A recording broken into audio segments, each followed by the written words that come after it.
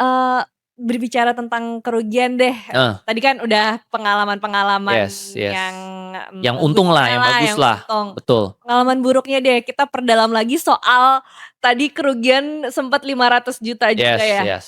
Hilang setengah 50% ya. Apa kesalahan yang bisa kita pelajarin dari situ? Kesalahannya sebenarnya paling utama itu di psikologis diri kita sendiri. Biasanya tuh kita FOMO. Kita tuh fear of missing out gitu loh. Kalau ada saham yang naik, kita ikut-ikutan beli. Nah itu salah sebenarnya. Kita tuh nggak boleh ikut-ikutan beli karena saham ini naik. Kita tuh beli melihat valuasi dia. Kalau valuasi dia masih murah, kita beli. Jangan belinya tuh karena naik. Justru pas turun itu kita beli. Bukan pas naik kita beli, gitu loh. Nah, kerugian saya itu awal mungkin di bank di ini ya, di Goto, di Gojek, Tokopedia.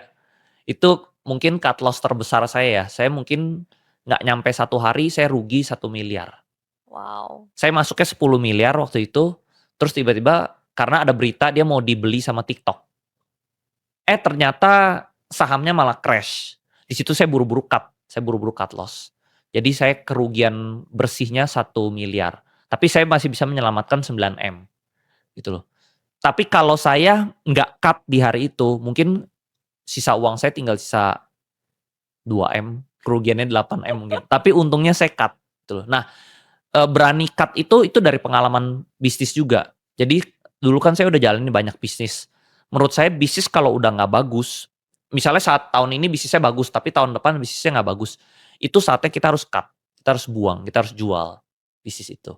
Nah karena saya udah ada pengalaman itu, jadi saya, kalau memang udah saatnya jelek, memang kita harus buang, kita buang gitu loh. Jadi bisnis itu nggak boleh takut rugi. Nah di saham itu penting mental seperti itu. Kita mau untung nggak boleh takut rugi. Kebanyakan orang tuh kalah karena dia cuma mau untungnya, dia nggak mau rugi. Begitu sahamnya turun dia nggak berani cut. Padahal dia tahu nih, ini perusahaannya udah nggak bisa diselamatkan lagi, udah jelek banget gitu. Mmm. Dia tetap pegang terus akhirnya ruginya banyak.